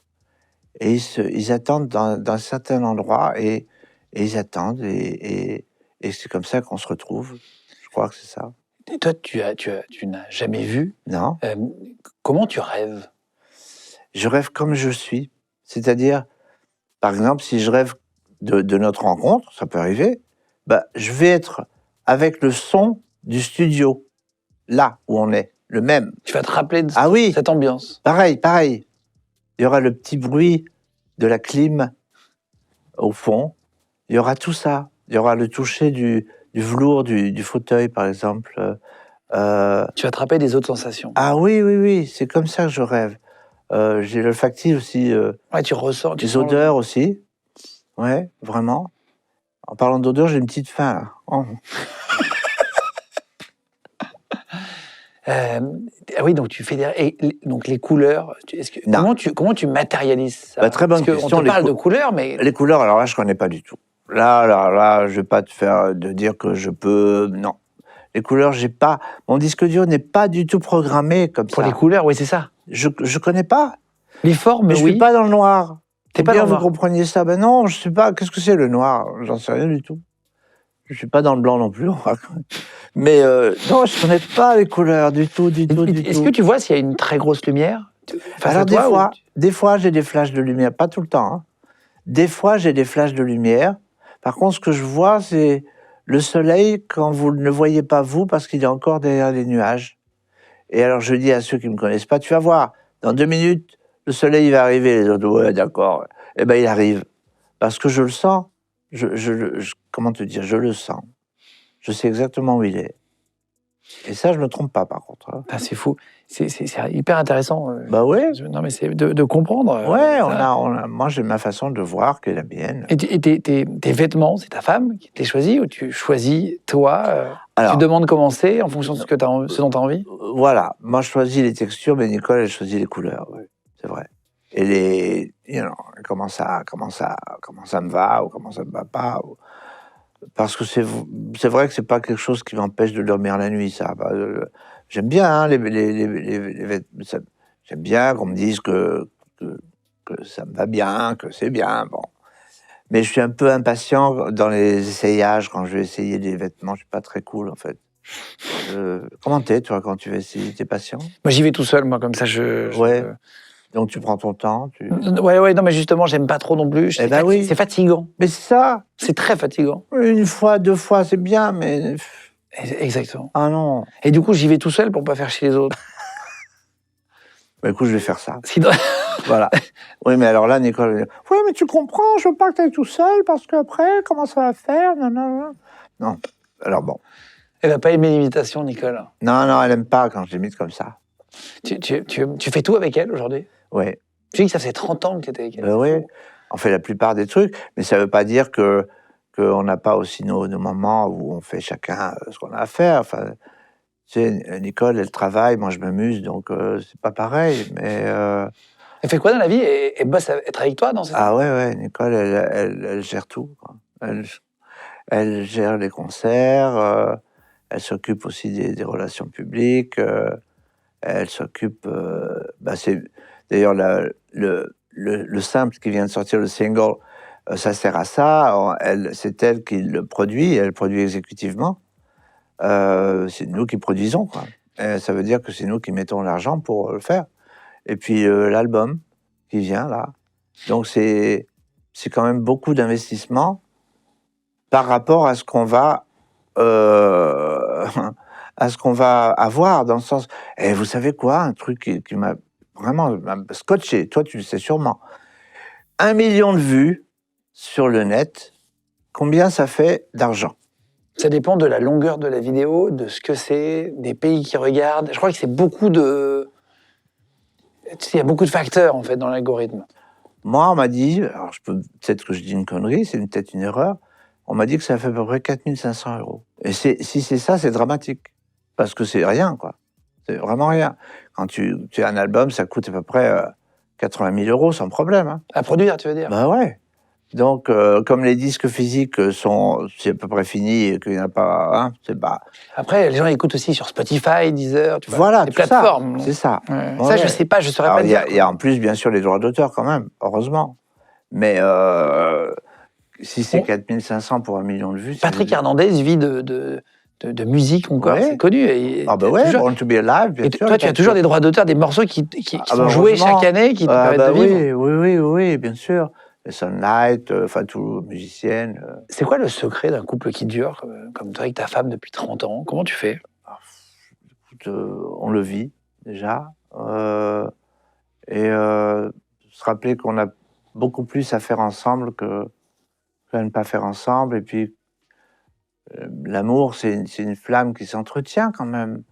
Je pense qu'on peut avoir des désaccords, mais les désaccords, d'après moi, sont faits pour qu'après il y ait accord. Ça ne doit pas rester en désaccord comme ça tout le temps. Quand on voit les guerres de 100 ans, imagine, ils ont fait la guerre de 100 ans, 100 ans ils ont fait la guerre. Après, ils se sont accordés.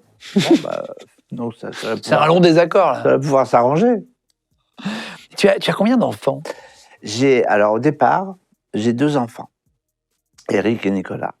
Et puis, avec Nicole, elle avait 3 enfants. Elle a 3 enfants, donc on a 5 enfants. Et 7 petits-enfants. 7 petits-enfants? Oui. C'est génial. T'as été papa assez tôt, toi, à 23 ans, c'est ça? Oui, à 23 ans. Et donc, Eric, c'est le moins âgé, on va dire. Non, le plus âgé, pardon. Et par exemple, tu sais, quand tu as un bébé, quand tu es non-voyant, quand tu es seul avec, parce qu'il y a des périodes où tu es seul pour le garder, il faut faire très attention quand même. Moi, j'étais obligé de le suivre à 4 pattes par terre pour être sûr qu'il lui arrive rien. Hein, c'était important. Hein. Tu le suivais? Parce que garder un nourrisson, pour ceux qui ont un enfant ou un petit enfant... Non, mais je changeais les couches et tout. Tu changeais les couches? Ouais, je préférais quand c'était pipi. Hein. L'autre modèle, je suis pas fan du tout. T'arrivais à le garder tout seul? Ah oui. Ah ouais. Ça, oui. J'ai confiance. Faire tous les... sans voir, c'est difficile parce que ceux qui ont des enfants savent que changer une couche, c'est technique hein, quand même. Ouais, mais bon, moi je vois comme je vois et ça le fait bien. Mais il faut suivre, tu peux pas être à distance, tu peux pas te permettre d'être à distance parce que c'est dangereux. Il peut arriver quelque chose. Qu'est-ce qui était vraiment plus compliqué en tant que non-voyant quand tu as eu un enfant? C'était un peu ça qui était dur, d'être par terre à 4 pattes. Parce qu'il y avait des marches, tu vois, qui descendaient, donc j'avais peur qu'ils tombent, je voulais être pas loin. Et sur l'éducation? Alors, sur l'éducation, disons que moi j'ai toujours dit à mes enfants, faites ce que vous voulez dans la vie comme job, mais l'important c'est que vous le fassiez bien. Voilà, c'est ça l'important. Et ça, ils l'ont bien compris. Mais c'est vrai qu'il faut admettre que j'étais pas toujours là non plus. J'étais beaucoup sur les routes quand même. J'étais beaucoup. Donc c'est évidemment que j'étais pas un papa qui rentrait tous les soirs. Mais qu'est-ce que tu veux? On a chacun la vie qu'on a. Mais je pense que ce qui est important, c'est que dans les moments où on est là, il faut être vraiment là. Voilà. C'est-à-dire que moi, mes enfants, j'aurais toujours raconté des histoires pour qu'ils dorment le soir. Toujours. Tout le temps. Ce qui était difficile, c'est que, comme c'était des histoires que je créais, il fallait que je me souvienne le lendemain pour accrocher les wagons. Où t'en étais? Eh ben oui, parce que eux, ils s'en souviennent. Donc, c'était bien. Moi, j'aimais bien. Et c'est pour ça que j'ai fait un album de comptines il y a 1 an pour les enfants. Et j'ai beaucoup aimé ça. C'est vrai.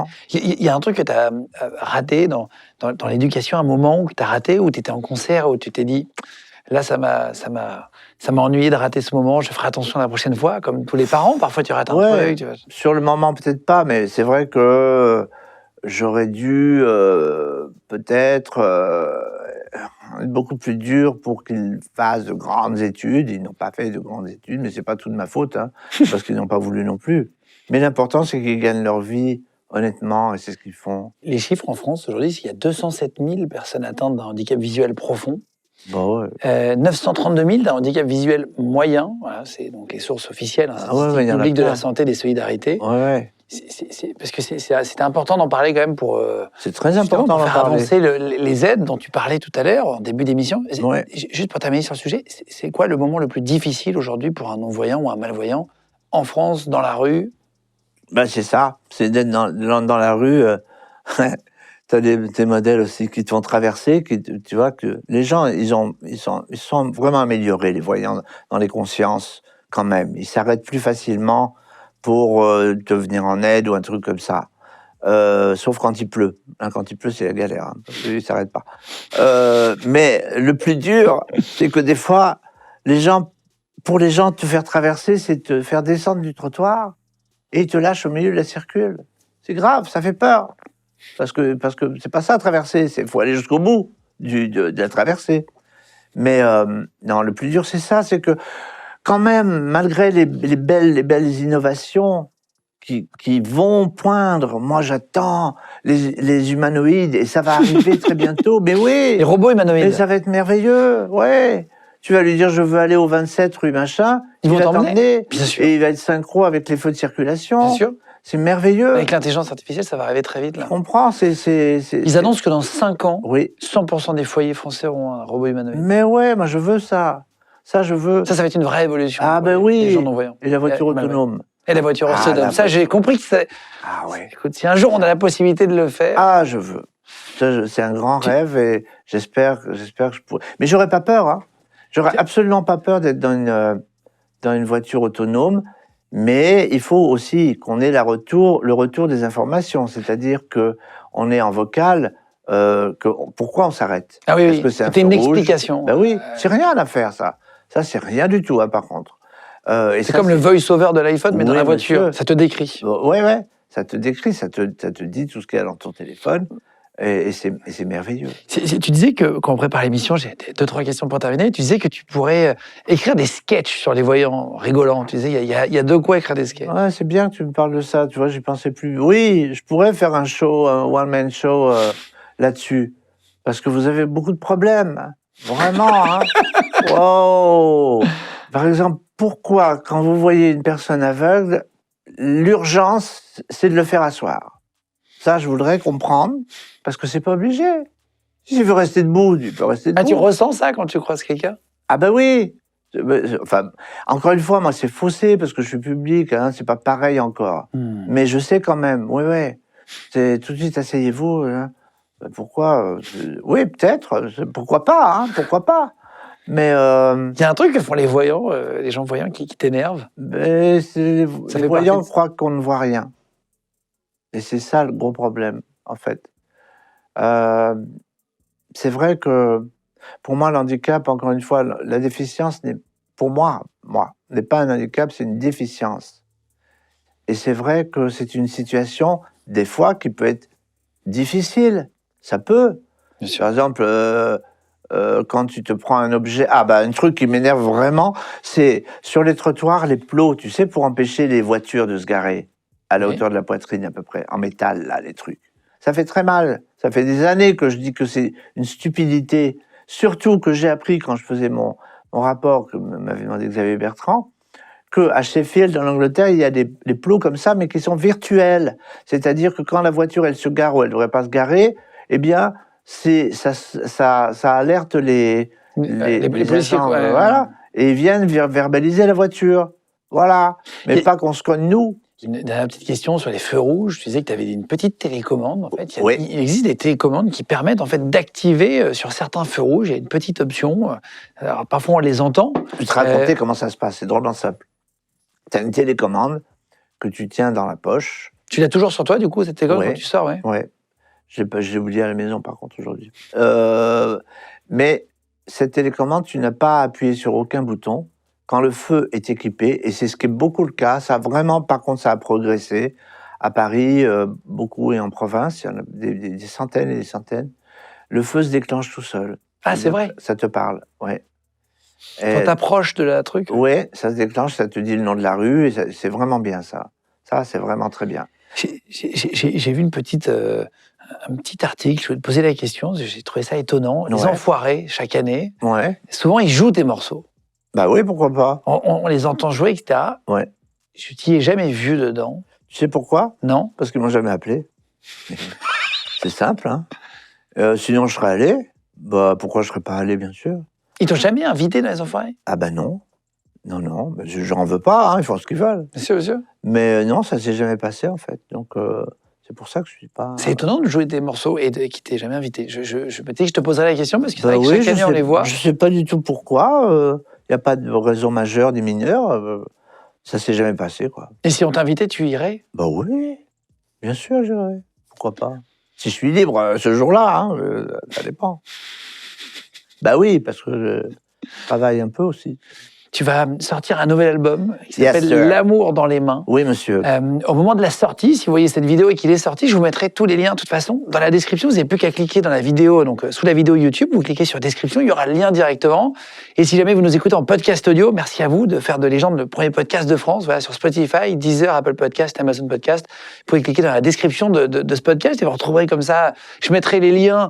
On parlait déjà de ta chaîne YouTube. Je sais que là, de toute façon, tu n'as pas besoin de nous. Hein. Il y a déjà 12 millions de vues sur chaque vidéo. Bien, ça fait toujours plaisir. Tu peux mettre le lien du simple qui vient de sortir déjà. Toi, tu dis du simple. Ouais, single. Ouais. Alors j'ai eu des réflexions. Pourquoi tu dis single? Parce que single, je peux pas dire single. Moi, je peux pas dire ça. Single, voilà. Donc c'est ce que je voulais dire. Et je veux pas oublier de le dire. C'est vraiment, je vous félicite à vous, parce que je vous félicite pour la réussite que vous avez. Merci. C'est vraiment bien. Je veux dire, moi, ça me touche quand les gens réussissent à faire ce qu'ils veulent faire. C'est fantastique. On m'a dit que vous étiez le podcast le plus regardé en France. Eh ben, bravo. Ben, merci, c'est bravo. gentil, c'est adorable. Écoute, bravo. Alors, en France, on peut pas dire ça. Quand tu dis ça, c'est ah ouais, bah alors, c'est démagogique. Mais non, ce qui est démago, c'est de pas le dire. Enfin, je veux dire, pourquoi en France on est comme ça? Pourquoi en France on est comme ça? Quand on dit, quand on fait un compliment, on prend toujours ça pour ouais, qu'est-ce qu'il veut faire, qu'est-ce qu'il veut? Il veut un avantage. Mais non, c'est un compliment, c'est tout. On n'a pas le droit de dire qu'on est heureux. En France. Voilà, C'est ça que tu veux dire. relax, man. Ouais. Relax, like. Qu'est-ce qu'on peut te souhaiter pour la suite? Ben, écoute, que ça aille pareil que maintenant et un peu mieux, ça sera bien. Moi, je fais pas la course au hit, mais si vous voulez me faire un hit ou deux, j'aimerais bien quand même, hein, ça me fait plaisir. Vraiment. Juste pour le fun, comme ça, qu'on continue à s'amuser ensemble. Et puis, comprenez que moi, moi je vous aime pour qui vous êtes. C'est ça l'important. C'est pas d'où vous venez, c'est qui vous êtes. Tu dis une phrase pour terminer, tu dis pour toi il n'y a pas de jour, pas de nuit, tu dis donc pas de ténèbres non plus. Tu dis que tu crois en la lumière intérieure. Oui, absolument. Tu dis souvent ça. On a cette lumière intérieure. Moi, je sais pas ce que c'est que la nuit, c'est vrai. C'est vrai, je sais pas du tout ce que c'est que la nuit. Ah ouais, mais alors, si tu sais pas ce que c'est que la nuit, tu sais pas ce que c'est que le jour? Bah si, si. Je sais ce que c'est, puisque le jour, c'est quand le soleil se lève, et à partir du moment où le soleil se lève, j'ai compris depuis tout le monde qu'il faisait jour. Tiens, j'ai une petite question qui est bien, si tu permets. Je m'éclate. Pour terminer. Oui. Comment, quand on est non-voyant ou malvoyant, Ouais. comment est-ce que, par exemple, on peut imaginer un monument? Est-ce qu'en petit, on te le fait toucher? Par exemple, pour la Tour Eiffel. C'est un peu haut. Mais tu as déjà dû toucher, j'imagine, une mini-statue pour comprendre à Non, quoi ça ressemblait. mais c'est une excellente question. Moi, j'ai besoin de toucher les Comment maquettes en 3D. Tu comprends? Pour l'Arc de Triomphe. Ouais, ben, j'adore toucher des trucs comme ça, mais pas à plat. Parce que voilà votre problème aussi, les voyants. Vous dessinez à plat. Moi, pour moi, ça le fait pas du tout. Hein. Ah non. C'est-à-dire que moi, je veux en 3D. En 3D, ouais. Voilà, en 3D. C'est important. C'est important parce que c'est que comme ça que je vois. J'ai eu des problèmes à l'école avec ça, avec mon prof de sciences quand j'étais chez les voyants. Il me demande de dessiner une grappe de raisin. Comment tu veux que je fasse qu'est-ce qu'il faut faire? Des petits ronds? Mais les petits ronds, c'est n'importe quoi. C'est pas ça, les grains. C'est pas du tout ça, quand même. Donc, après, il a compris. Il m'a fait pour moi des objets que je pouvais toucher. En 3D. Oui, des exemples. Les voyants, il faut leur expliquer. Une fois que tu leur expliques, ils comprennent. Comment je dois t'appeler pour terminer? Mon colonel? Ah bah ouais, la réserve J'ai citoyenne. appris que tu étais à l'armée Colonel de réserve citoyenne de l'armée de l'air. C'est incroyable. Ouais, c'est un honneur. C'est un honneur. Pourquoi tu as voulu faire partie? Parce qu'il faut Parce que j'avais déjà donc piloté, comme je t'ai expliqué.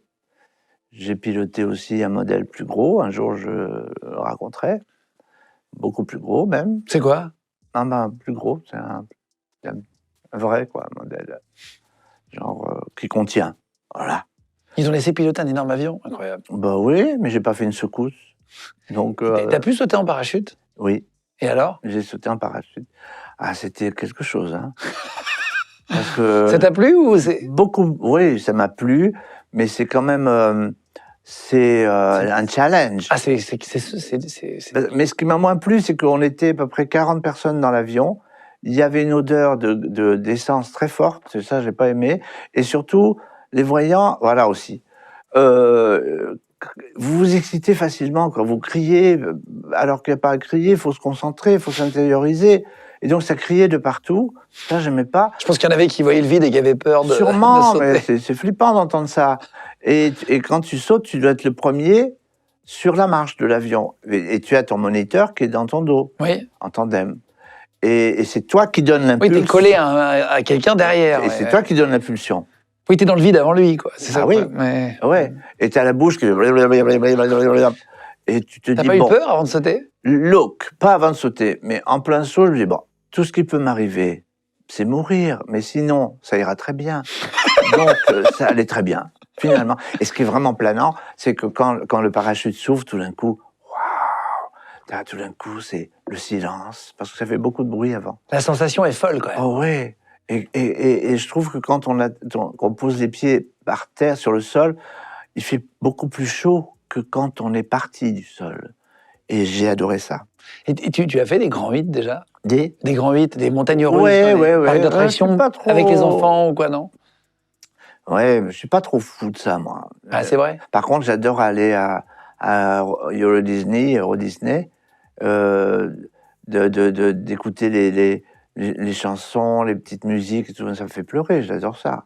J'adore ça. Merci Gilbert d'être venu. C'était un plaisir. C'était un plaisir, je te serre la main. Mais vraiment. Merci beaucoup d'être venu jusqu'à nous. C'est un plaisir. Et on a bien ta gourmette. Non, c'est un petit bracelet. Ah non, c'est bracelet. C'est deux petits bracelets. Et à bientôt. Hein. À bientôt, merci beaucoup. Bye. Je vous mettrai tous les liens. Et voilà, on a passé une super émission. Je suis très heureux de t'avoir reçu. Moi, j'étais très bien ici. Très bien. Merci à toute l'équipe d'avoir préparé l'émission. Merci les amis de nous suivre de plus en plus nombreux. Vous êtes entre 150 000 et 200 000 à vous abonner chaque mois sur notre chaîne YouTube. N'hésitez pas à commenter l'émission, à nous dire ce que vous en avez pensé. Voilà, si vous voulez commenter, vous pouvez aussi liker l'émission. Ça nous aide beaucoup pour le référencement, exactement. Bien sûr. Et mettre la petite cloche pour être au courant des prochaines sorties. Tous les mercredis, vendredis et dimanches, on vous met des interviews ou des documentaires. Et puis en podcast audio, voilà, Spotify, Deezer, Apple Podcast, Amazon Podcast. Merci de faire de Légende le premier podcast de France. Je vous embrasse et on se retrouve très vite. Moi, je vais en faire de même. Je vais m'abonner au podcast. Vraiment. Avec plaisir. Merci beaucoup. Je vous embrasse fort à tous et vous aussi. Et on se retrouve très vite sur Légende. Yeah. Ciao tout le monde. Wouh.